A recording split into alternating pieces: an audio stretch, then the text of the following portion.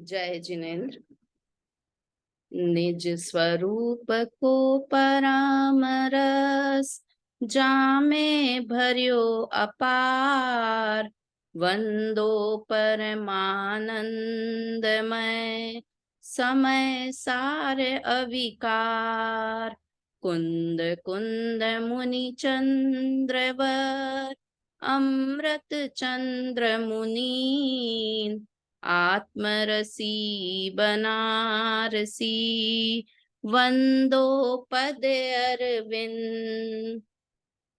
पंडित बनारसी दास जी कृत नाटक समय सार ग्रंथ के चतुर्दश गुणस्थान के छठे गुणस्थान पर हम चर्चा कर रहे हैं, जिसमें हम मुनि के स्वरूप पढ़ने वाले हैं। मुनि कैसे होते हैं, उनका स्वरूप हम पढ़ने वाले हैं।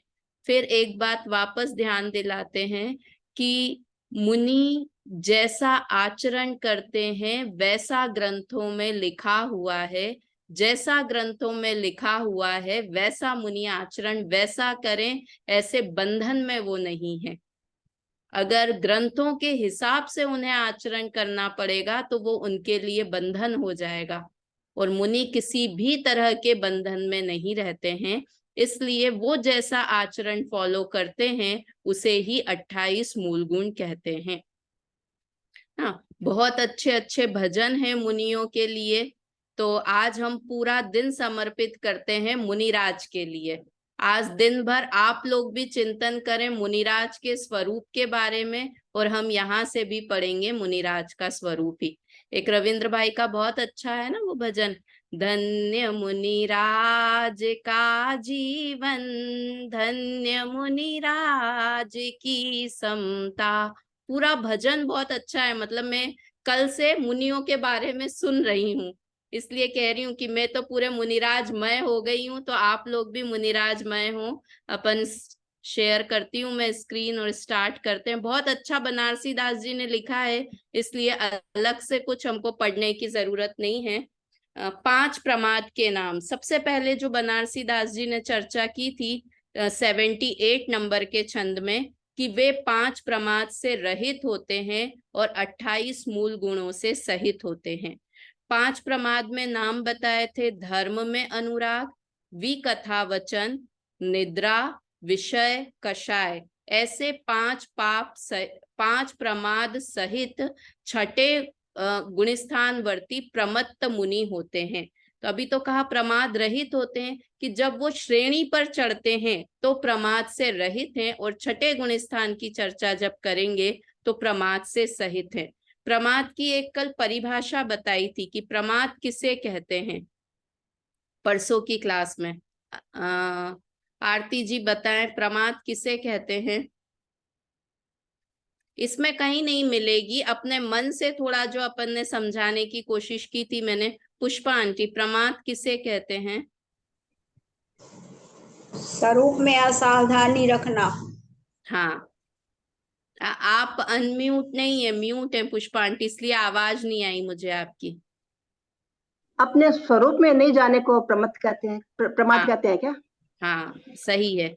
अगर हम ग्रंथों की परिभाषा देखें तो उसमें है स्वरूप में असावधानी को प्रमाद कहते हैं।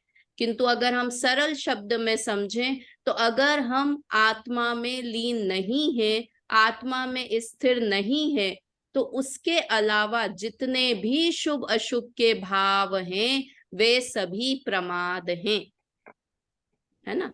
हम प्रमाद मतलब अशुभ भाव को प्रमाद, सबसे ज्यादा लौकिक में तो हम सोने को प्रमाद बोलते हैं, सोना, आलस में समय बिताना, उसे प्रमाद कहते हैं। थोड़े ऊपर और उठ जाए तो अशुभ भावों को प्रमाद समझ लेंगे। किंतु यहाँ क्या कह रहे हैं, शुभ और अशुभ दोनों भावों में लगे रहना उसका नाम प्रमाद है, और इसलिए मुनिराज को प्रमादी कहा गया है। किस समय मुनिराज को प्रमादी कहा गया है, कि जब वो शुद्धोपयोग में नहीं है, शुभ और अशुभ उपयोग में है, उस समय उन मुनिराज को प्रमादी मुनिराज कहा जाता है। प्रमादी बोलने में अच्छा नहीं लगता, इसलिए बोलते हैं प्रमत्त विरत गुणस्थान, तो लगता है कुछ अच्छी बात कर रहे हैं, है ना। तो ये यहाँ पर वास्तव प्रमत्त क्या हुआ? प्रमत्त का अर्थ होता है प्रमाद और विरत का अर्थ होता है वैरागी, है ना। जो वैराग, देश विरत में हम विरत पढ़ रहे थे ना, तो यहाँ पर भी प्रमत्त विरत, व्रत सहित, विरत मतलब व्रत सहित, और प्रमाद मतलब जो स्वरूप में असावधानी है, मतलब आत्मा में लीन नहीं रह पा रहे हैं, उस दशा को प्रमत्त गुणस्थान कहते हैं। वास्तव में मुनिराज चाहते तो आत्मा में लीन रहना ही है। देखिए, हम लोगों ने भागों में जब पंच परमेष्टि की परिभाषा पढ़ते हैं सुशीला आंटी, तो क्या बताते हैं सबसे पहले, मुख्य रूप से तो शुद्धोपयोग में आत्मा में ही लीन रहते हैं, पर जब उपयोग ना लगे तो, ऐसा शब्द लिखते हैं, है ना सुशीला आंटी। आचार्य उपाध्याय साधु परमेष्टि की सबकी परिभाषा में मुख्य रूप से तो आत्मा में लीन रहते हैं, पर उपयोग न लगे तो क्या करते हैं कि ये 28 मूल गुण जो बता रहे हैं ना, उनका पालन करते हैं। तब वे ये जो प्रमाद बताए हैं ना, धर्म में अनुराग, विकथा वचन, देखो धर्म उपदेश को यहाँ पर विकथा वचन नाम दिया बनारसी दास जी ने। समझ रहे हैं आप? मतलब हम सोच भी नहीं सकते। हाँ, स्वरूप के अलावा जितनी भी कथा है वो सब विकथा है। ये कहते हैं कि ये हमने अभी धर्म चला दिया, ये कांजी स्वामी ने ये नया धर्म बता दिया। बनारसी दास जी कितने साल पहले हुए आरती जी? बहुत साल, 250 वर्ष पहले। इनके आगे गुरुदेव श्री के तो बहुत पहले हुए। उन्होंने यहाँ क्या लिखा है, प्रमाद किसे कहते हैं? विकथा करना, धर्म में अनुराग, है ना। ये देखो, धर्म में अनुराग, और ये अंतिम लाइन पढ़े, ऐसे 5 प्रमाद सहित, मतलब धर्म में अनुराग करना ये प्रमाद है। पंच परमेष्टि में अनुराग करना ये प्रमाद है। हम पढ़ के निकल जाते हैं और फिर कहते हैं कि ऐसा ग्रंथों में कहाँ लिखा है। इतना क्लियर तो लिखा हुआ है। और ये प्रमत्त गुण स्थान तो कब से ही आ रहे हैं, मुनियों का स्वरूप बदल थोड़ी जाएगा। मुनि का स्वरूप बदल नहीं जाएगा। प्रमत्त विरत गुण स्थान कोई नया गुरुदेव ने बना दिया है। प्रमत्त का अर्थ नहीं समझते हम, इसलिए हमें लगता है कि हाँ मुनिराज मतलब छठे, पर अरे उन मुनिराज के आगे प्रमाद लिखा है। और वो प्रमाद किस लिए लिखा है कि वो जितने भी शुभ, और देखो जब पंच परमेष्टि की परिभाषा पढ़ते हैं ना, तो उसमें भी है कि अशुभोपयोग का तो अस्तित्व ही नहीं है। अशुभ भाव तो मुनिराज को होते ही नहीं है, और शुभ भाव करते हैं, और वो जो शुभ भाव करते हैं उसे हमने प्रमाद कह दिया।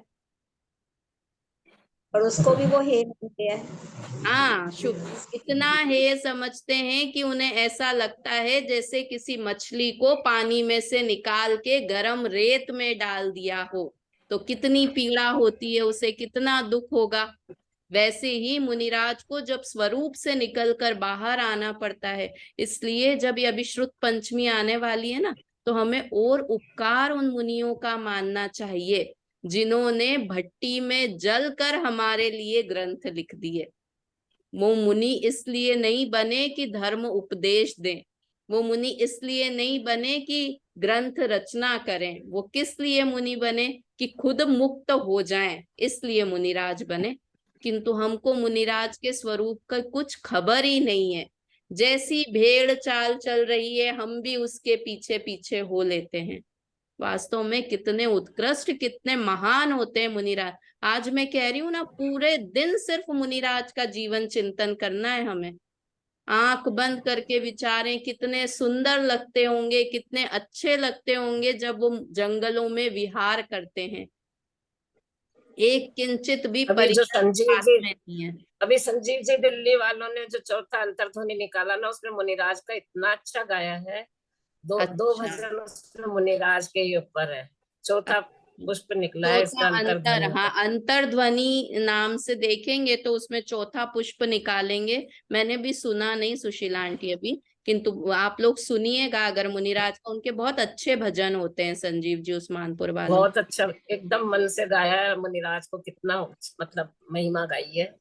हाँ, तो आज तो अपने को पूरा दिन मुनि में बिताना है ना, इसलिए वो भजन, वो स्तुतियां सारी आप लोग सुनिएगा।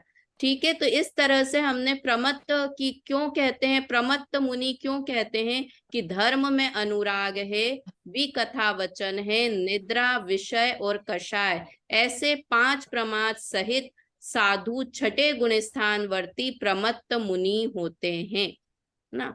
होमवर्क दिया था, आप लोग भूल गए होंगे, किंतु मैं नहीं भूली हूँ। बताने याद है। पड़ेंगे 15 प्रमाद के नाम। आरती जी बताइए। हम बताएं। हाँ। पहला अभी धर्म में अनुराग। हेलो, नहीं, आवाज आ रही है मेरी? हाँ आ रही है, आ रही है। धर्म में अनुराग, विकथा वचन, इसमें स्त्री कथा, भोजन ये कथा, 15 प्रमाद नहीं है, हम बताएं। हाँ बता ये रही 15 हैं। प्रमाद नहीं है। नहीं बता रही है, सुशीला आंटी बता रही है, वो विकथा वचन में बता रही है ना। हाँ। हम्म। स्त्री कथा, भोजन कथा, राज्य कथा और चोर कथा। हम्म। निंद्रा, विषय में स्पर्श, रसना, घ्राण, चक्षु, कर्ण के विषय, और कसाय में क्रोध, मान, माया, लोभ। हाँ ठीक है। हाँ। इसमें मतलब है ना, विषय में अपन जब बोलते हैं ना, तो स्पर्शन, रसना, घ्राण, चक्षु, कर्ण, इनके विषय बोलो या तो, है ना। ये तो 5 इंद्रियों के नाम हो गए, पर स्पर्शन इंद्रिय के विषय जो होते हैं ना, हल्का, भारी, रूखा, चिकना, बोलने की बात नहीं है, मैं समझने की बात कह रही हूँ कि जब भी हम विषय पढ़ें तो 5 इंद्रियों से जो हम भोग करते हैं वो विषय समझें। एकदम ठीक बताया। धर्म अनुराग को एक बार टोटल 15 की काउंटिंग, वीना आंटी बता सकते हैं आप, टोटल 15 की काउंटिंग? हम बताएं। हाँ एक बार वीना आंटी आप बता सकते हैं तो चलिए, पुष्पा आंटी आप बताइए 15 टोटल की काउंटिंग। 4 तो विकथा, हम्म। राजकथा, भोजन कथा, स्त्री कथा, चोर कथा, और 4 कषाय, क्रोध, मान, माया, लोभ। 8 और 5 है विषय, क्रोध नहीं, स्पर्श, रसन, घ्राण, चक्षु, श्रोत। ये 5 वापस कषाय एक हो बार, गए। हाँ, 4 विकथा हो गई, 4 कषाय हो गई, क्रोध, मान, माया, लोभ, और 5 ये हाँ, इंद्रियों के और विषय 5 हो गए। विषय। हाँ 13 हो गए। हाँ, और हाँ, एक स्नेह, हाँ। स्नेह मतलब प्राय, और हाँ एक निद्रा। Very good, very good. ये 15। हाँ इस तरह से टोटल 15 हुए। दोनों ने सही बताया, आरती जी ने भी और पुष्पा जी ने भी, कि देखो जो ये धर्म में अनुराग लिखा है ना, उसका मतलब है प्रणय, स्नेह। तो वो स्नेह किससे करते हैं कि धर्म में स्नेह करते हैं, वो वाला। विकथा में 4 प्रकार की विकथा कैसे उनके हो जाती है वो बताई। निद्रा बताई कि निद्रा कैसे होती है। फिर विषय 4 इंद्रिय, निद्रा कैसे लेते हैं कि एक करवट, बहुत थोड़ी सी, प्रमाद में जीवन नहीं बिताते, इसीलिए वो भोजन भी कम करते हैं। भोजन अधिक करेंगे तो प्रमाद आएगा, भोजन कम करते हैं इसलिए उन्हें प्रमाद भी नहीं आता है।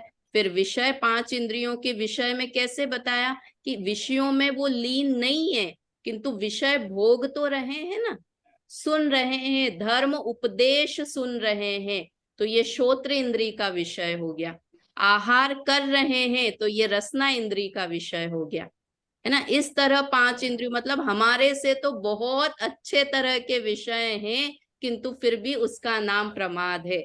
सुनीता आंटी, हमारा विषय तो होता है टीवी देखना, मोबाइल चलाना।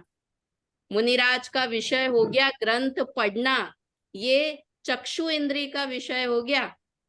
बीना आंटी, ग्रंथ पढ़ना ये चक्षु इंद्रिय का विषय हो गया, और इसे प्रमाद की कैटेगरी में डाल दिया।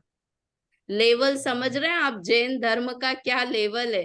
हम तो समझा कि ग्रंथ पढ़ लिए मतलब इससे उत्तम और कोई कार्य नहीं है ना। तो कषाय, और कषाय के भी बारे में बताया। ऐसे 5 प्रमाद सहित 7 साधु छठे गुण स्थान वर्ती प्रमत्त मुनि होते हैं। अब हम चर्चा करते हैं साधु के 28 मूल गुण कौन से होते हैं। एक बार छंद बोलते हैं एक साथ। पंचम पंच महाव्रत पाले, पंच समिति संभाले, पंच इंद्री जीती भयो भोगी चित चैन को, छठ आवश्यक क्रिया दरवित भावित साधे, क्रासुक धरा में एक आसन है चैन को, मंजन न करे केश लुंचे, तन वस्त्र मुंचे, त्यागे दंत वन सुगंध श्वास वेन को, ठाड़ो कर से आहार लघु भुंजी एक बार, 28 मूल गुण धारी जति जैन को। इससे छोटा 28 मूल गुण का कहीं वर्णन नहीं मिल सकता। 6 डाला की छठी ढाल में भी पढ़ते हैं तो उन्हें वहां पर दौलत राम जी ने 4-6 छंद दिए हैं, है ना।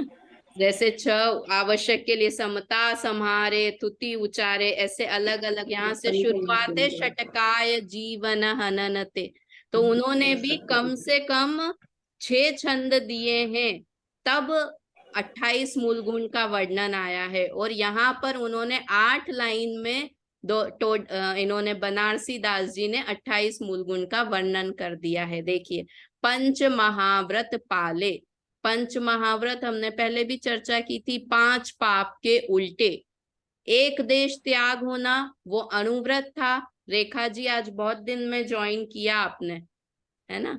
हाँ पूजा भाभी, मेरा शिफ्टिंग हुआ है वहाँ गांधीधाम से नोएडा, तो मैं अच्छा, इतने दिन से आज भी बिजी थी, पर मैंने कहा चलते चलते सुन लेती हूँ, बहुत टाइम हो गया। अच्छा किया। अच्छे स्टूडेंट्स होते हैं, उनकी याद आ जाती है फिर क्लास लेते लेते, है अरे ना। थैंक यू भाभी। इसलिए हाँ, तो 5 महाव्रत पालें, 5 महाव्रत का पालन करते हैं, 5 पाप के उल्टे। 5 पाप का एक देश त्याग करना वो अनुव्रत कहलाता है, और 5 पाप का पूरी तरह से त्याग कर देना वो महाव्रत कहलाता है। पंच समिति संभाले, 5 समिति की संभाल करते हैं, 5 महाव्रत को पालते हैं, 5 समिति की संभाल करते हैं।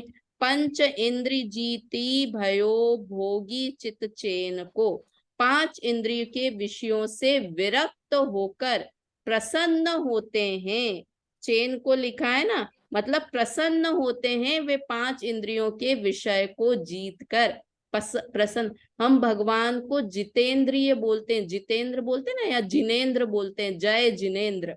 उसका अर्थ क्या होता है? जितेंद्र भी बोलते हैं जिन्होंने इंद्रियों को जीता है ना। जब इंद्रियों वाला पाठ पढ़ते हैं तो फिर वो पूछती है कि हमारे भगवान जय जिनेन्द्र, तो जिनेन्द्र किसे कहते हैं कि जो इंद्रियों राग द्वेष को जीता है। तो वो पूछती क्या इंद्रियां भी हमारी शत्रु है जो उसे जीतना है?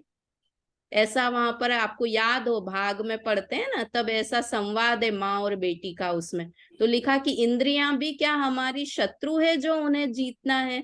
तो क्या उत्तर है सुनीता आंटी? इंद्रियां नहीं, इंद्रियों के विषयों पर विजय प्राप्त की है।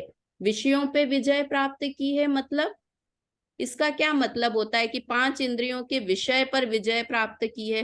उनको स्वाद नहीं आता होगा कि जब वो मीठा खाते होंगे, बीना आंटी उन्होंने रसगुल्ला खाया मुनिराज ने, तो क्या वो स्वाद नहीं लेंगे? इसका मतलब है रसना इंद्री पर विजय प्राप्त करना। नहीं 5 भाभी, वो उसमें सुख हाँ, नहीं ढूंढेंगे, हाँ, सुख का अपना उसमें आनंद का वो नहीं सुख और मानेंगे। दुख नहीं देखना, 5 इंद्रियों के विषयों में सुख दुख नहीं मानना, उसका नाम है 5 इंद्रियों पर विजय प्राप्त करना।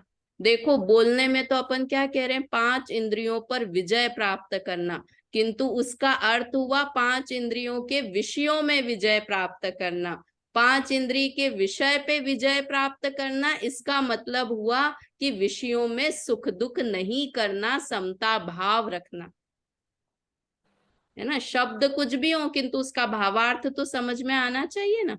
तो इस तरह से 5 इंद्रियों को जीत कर भोगी चित्त चैन को अपनी आत्मा के भोगी हो गए हैं। हम किसके भोगी हैं? इंद्रियों के भोगी हैं, इंद्रियों का भोग करते हैं। और वो किसका भोग करते हैं? अपनी आत्मा के आनंद का भोग करते हैं।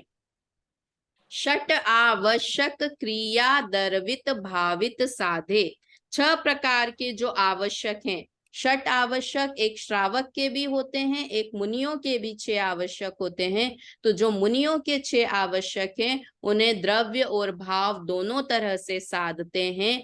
अब यहाँ पर 7 देखो, इस तरह से ये 3 पंजे की बात हो गई। 28 मूल गुण याद करने का सबसे सरल तरीका रेखा जी, यहाँ 3 बार 5 आया है। पंच महाव्रत, पंच समिति, पंच इंद्रिय जीती। तो ये 3 पंजे की बात हो गई है ना वीना आंटी। कौन से 3 पंजे? 5 महाव्रत, 5 समिति और 5 इंद्रिय विजय, 3 पंजे। उसके बाद है एक षट आवश्यक, तो एक छक्का, कितने हो गए टोटल? 21 हो गए। 5 5 5 प्लस 6 टोटल 21 हो गए। अब जो 7 शेष गुण बचे 28 होने की, उनकी चर्चा यहाँ से की है। प्रासुक धरा में एक आसन है सेन को। प्रासुक मतलब स्वाफ धरती पर जो उनके पास पीछी होती है, उससे धरती को साफ करके एक आसन में सोते हैं, एक करवट से सोते हैं। क्यों दूसरी करवट नहीं लेते हैं? क्योंकि अगर उन्होंने इस साइड करवट ले रखी है और पीछे कोई जीव आ गया, अब वो टर्न होके इधर टर्न होंगे तो वो जीव मर जाएगा, इसलिए एक करवट से सोते हैं। कितनी जीवों की करुणा है, सोच सकते हैं। बट इधर से उधर करवट। और एक और बात है कि करवट लेना ये बताता है कि आपको नींद तो नहीं आ रही है, आप इधर उधर उल्टा पलटी कर रहे हो। जब गहरी नींद आती है ना सुनीता आंटी, तो कैसी आती है? जैसे सोते हैं वैसे के वैसे उठते हैं। और जब नींद नहीं आती है तो फिर क्या होता है? करवटे बदलते रहे सारी रात हम, है ना, करवटें बदलते रहेंगे सारी रात हम। क्यों? क्योंकि हमको नींद नहीं आ रही है। मुनिराज को इतनी फुर्सत नहीं है। इसका मतलब मेरा चित्त स्थिर नहीं है, कहते हैं ना, उसका स्थिर मन नहीं है, चित्त हाँ। स्थिर नहीं, तो उसको नींद नहीं आ रही है। नहीं, चित्त तो स्थिर है। यहाँ पर क्या कह रहे हैं कि प्रमाद करवट क्यों नहीं बदलते? कि उन्हें लगा वो सिर्फ उतनी देर सोते हैं जितनी देर जरूरत है। करवट बदली मतलब नींद खुली। नींद खुली तो उन्हें लग रहा है मैं कहाँ समय बिगाड़ रहा हूँ, मुझे तो अपनी आत्मा का अनुभव करना है। मैंने मुनि दीक्षा इसलिए नहीं ली कि मैं प्रमाद में समय बिताऊं।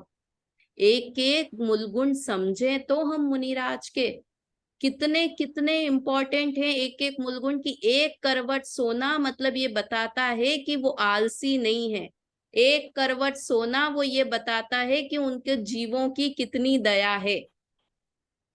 एक करवट सोना यानी बताता है कि उन्हें याद आ जाती है कि करवट बदलने का टाइम, अरे मैं कहाँ सोने में समय बिता रहा हूँ।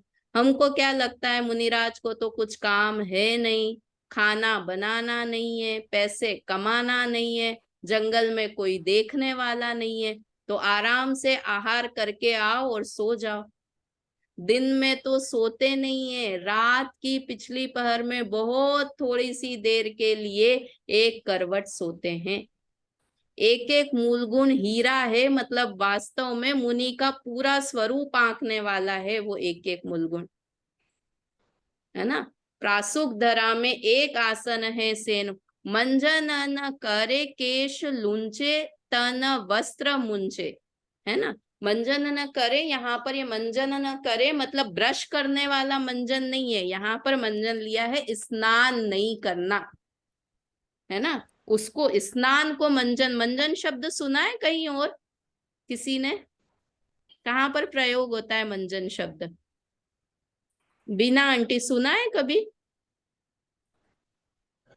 प्रतिमा जी का प्रक्षाल करते हैं ना, वेरी उठ गुड। के हम। हाँ सही बोला पुष्पा आंटी ने कि जब प्रतिमा जी को बहुत डीपली क्लीन करते हैं ना, जैसे पर्यूषण हाँ, आने वाले हो, कुछ आने वाला हाँ, हो, पर्यूषण के तब टाइम आप करते हैं लोगों ने सुना होगा कि प्रतिमा का मंजन कर रहे हैं। बच्चन। मंजन कर रहे हैं यानी उन्हें कोई ब्रश वगैरह से बहुत डीपली क्लीन करना, उसको मंजन करना। और रोज के जो होते हैं उसे तो अपन अभिषेक बोलते हैं, है ना। तो वहां पे मंजन न करे का अर्थ क्या लेना है? स्नान नहीं करते हैं, केश लोच करते हैं, तन वस्त्र मुंजे मतलब नग्न रहते हैं, वस्त्र धारण नहीं करते हैं, त्यागे दंतवन, दंतवन मतलब यहाँ पर मंजन, जिसे हम मंजन करना, ब्रश करना बोलते हैं, वो यहाँ पर है। दंतवन पे सुगंध श्वास वेन को, किंतु फिर भी उनके मुंह से बदबू नहीं आती है। ये तप का प्रभाव है। बार बार मुंह झूठा करते हैं ना, इसलिए स्मेल आती है हमारे मुंह से। एक बार ब्रश किया, और मैंने ऐसा भी देखा है कि जैसे भोजन हो जाता है तो मुंह में पानी लेके मुंह में ही पानी घुमा के फिर उस पानी को पी लेते हैं, बाहर थूकते नहीं है। ब्रश नहीं करते हैं तो अपन सोचें कि वो कुल्ला कर लेते होंगे, तो कुल्ला भी नहीं करते, क्योंकि उसमें भी जीवों की हिंसा होती है। वो उस पानी को उसी समय मुंह में ही ले लेते हैं खाना खाने के बाद, ताकि कुछ कण वगैरह मुंह में नहीं रह जाए, जीव उत्पन्न नहीं हो जाए। मतलब एक एक क्रिया बहुत साइंटिफिकली सोच समझ के है। जैन धर्म को वैज्ञानिक धर्म ऐसे ही नहीं कहते हैं, सारी चीजें बहुत वैज्ञानिक है ना। ठाड़ो कर से आहार लघु भुंजी एक बार आहार करते हैं, कम आहार करते हैं और खड़े होकर आहार करते हैं। ऐसे 28 मूल गुणधारी जति जैन को, ऐसे 28 मूल गुण के धारी जो होते हैं वो जैन मुनि होते हैं, ऐसे जैन साधु होते हैं। 1 मिनट। हाँ,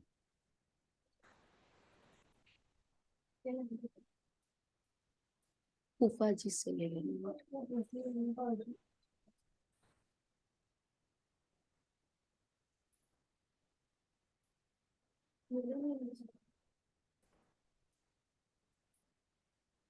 एक मिनट हो प्लीज।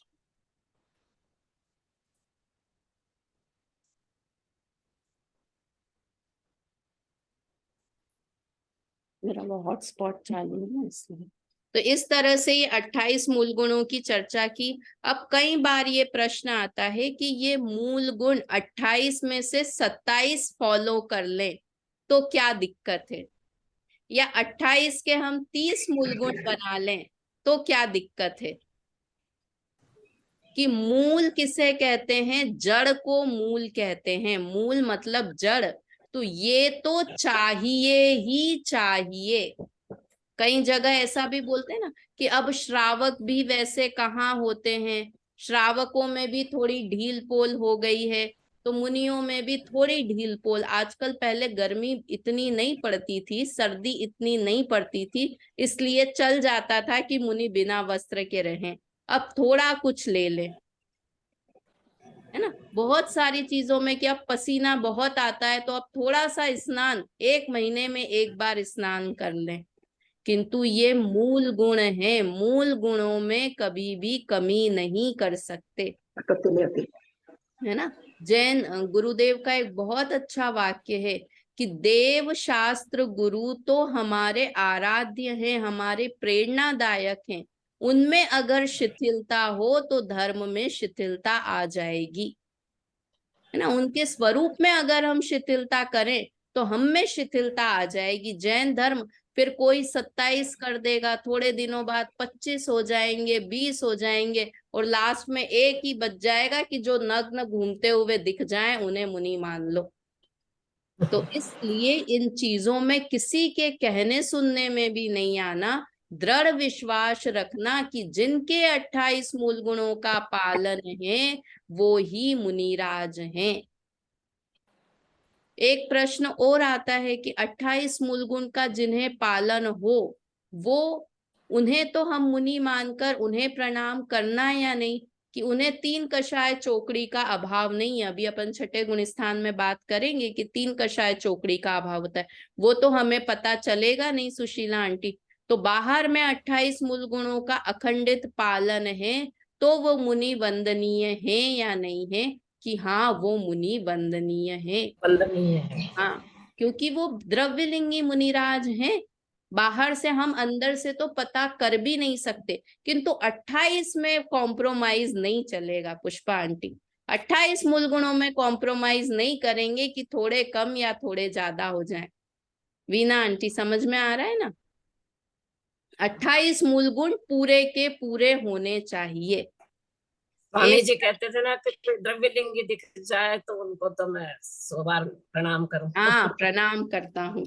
एक और प्रश्न आता है कि हम तो छोटे हैं, मुनि बड़े हैं, अगर हम उनकी परीक्षा करेंगे तो हमें पाप लगेगा। अगर हम मुनियों की परीक्षा करें बीना आंटी कि मुनियों में मूल गुण है या नहीं है, अगर हम वो देखने जाएं तो हमें पाप लगेगा। हम चेक करने जाएं कि पाप नहीं लगेगा। देव शास्त्र गुरु तीनों की परीक्षा करके उन्हें अपना देव शास्त्र गुरु मानना। जैन धर्म परीक्षा प्रधानी है। परीक्षा करने में पाप नहीं लगेगा, किंतु परीक्षा करने में आपकी नियत में खोट हो, आपके मन में खोट हो तो बात अलग है। किंतु अगर शुद्ध मन से परीक्षा कर रहे हैं बस ये देखने के लिए कि ये सच्चे, क्योंकि हमारा सर नारियल नहीं है कि कहीं भी झुक जाए, कहीं भी फूट जाए, कहीं भी चढ़ा दिया जाए। इसलिए बहुत मुनियों, देखो देव शास्त्र गुरु तीनों में देव को बहुत इजीली, हम तो प्रतिमा के दर्शन करते हैं तो बहुत इजीली हमें समझ में आ जाते हैं।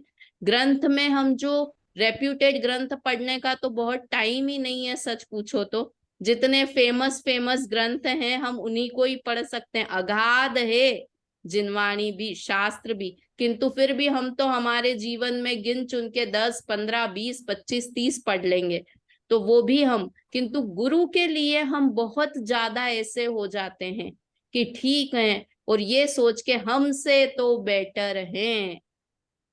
एक और जो यही कहने वाली थी है ना, हाँ, हमसे तो अच्छे हैं। उनसे उनसे कहो तो क्या तुम रह के बताओ ऐसे, हाँ, तुम तुम ऐसे करके बताओ, हाँ, है ना। तो इसमें कोई कंपटीशन की बात नहीं है कि हम करें, वो करें, ये करें।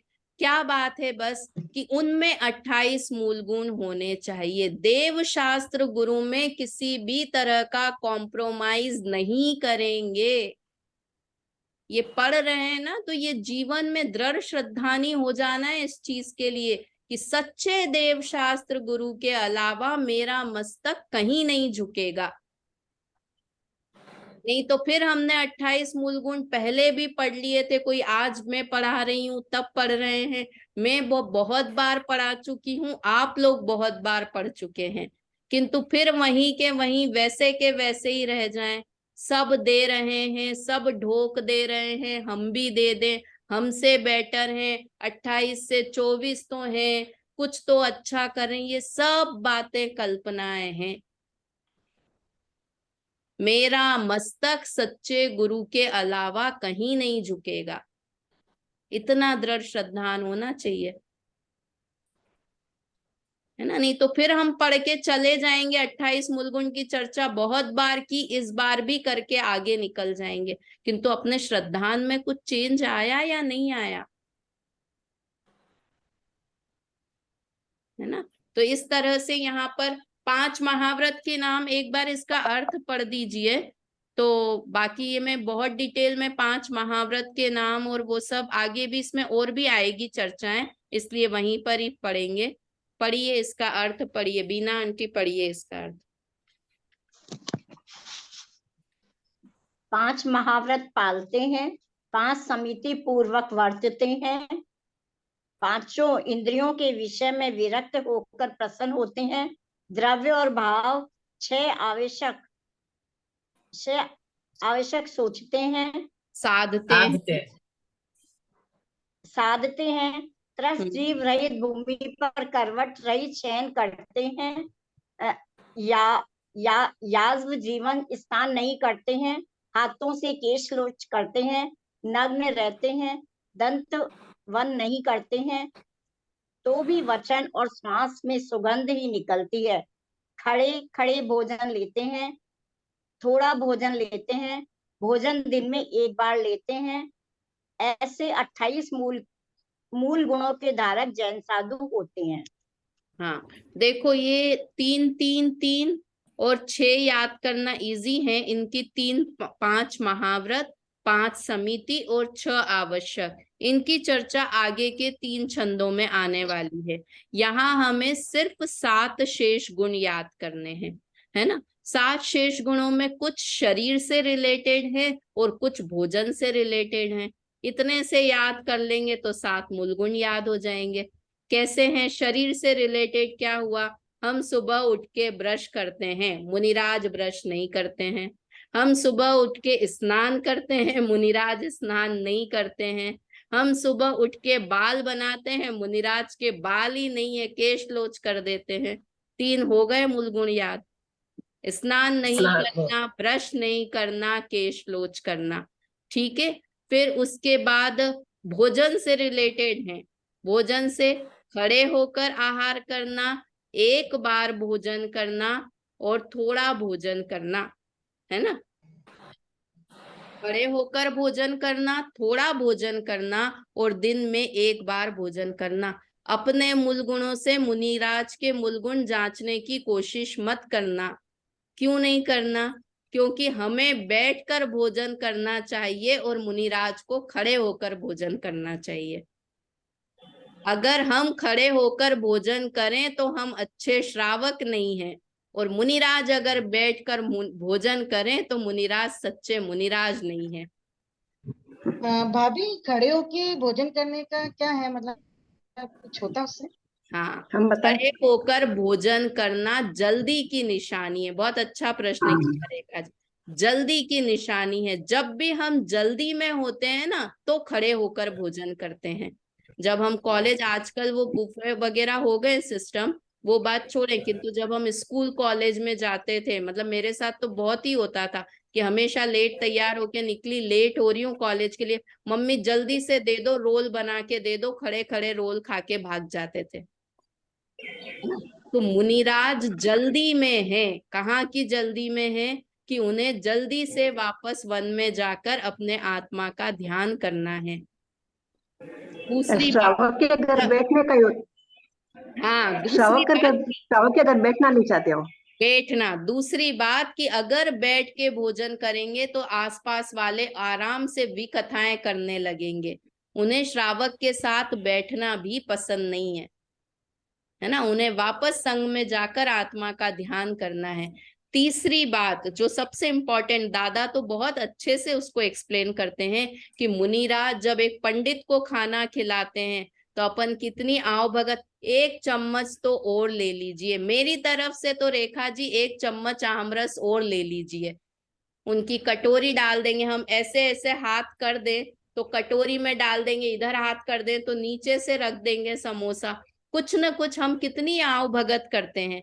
तो जब हमारे घर पर मुनिराज आएंगे बीना आंटी, तो हम क्या करेंगे? खुशी से गदगद हो जाएंगे।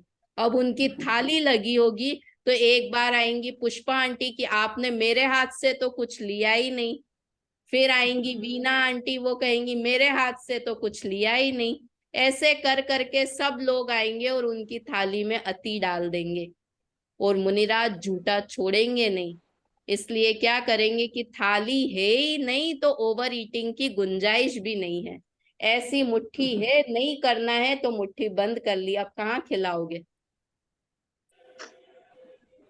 समझ में आ रहा है रेखा जी कितना साइंटिफिक है जैन धर्म? नहीं, सही में ये आज समझ में आया पूजा भाभी, कैसा क्यों। खड़े होकर एकदम। खाना और हाथ में खाना, दोनों का लॉजिक है। प्लेट में ओवर ईटिंग कर जाएंगे, जबरदस्ती डाल देंगे। तो इस तरह से ये सारे, मैं कह रही हूँ ना, आज पूरा दिन हमको मुनियों के लिए बिताना है, तो आज पूरे दिन ये 7 शेष गुण है ना, इन पर विचार करना। एक वस्त्र का धागा भी क्यों नहीं रखते हैं? ब्रश क्यों नहीं कर लेते हैं? स्नान थोड़ा सा तो कर लें, क्या दोष है? सबके बारे में विचार करना और आपको खुद को समाधान मिल जाएगा। ठीक है। अब अगली चर्चा कल करेंगे, हम आगे की क्लास में करेंगे। मुझे कल थोड़ा सा याद दिलाइएगा कि वो मुझे पंचम गुण स्थान का जो काल की चर्चा की थी ना आरती जी, उसके बारे में एक बार और चर्चा करेंगे। मुझे लगा कि मैं थोड़ा कम एक्सप्लेन कर पाई, तो कल शुरू में पंचम गुण स्थान के काल के बारे में सुनीता आंटी एक बार और चर्चा करेंगे, और उसके बाद ये पंच महाव्रत, मास समिति और 6 आवश्यक, इनकी चर्चा करेंगे। अभी जिनवाणी स्तुति बोलते हैं। भाव मरण से त्रस्त प्रतीक्षण मेरे घट में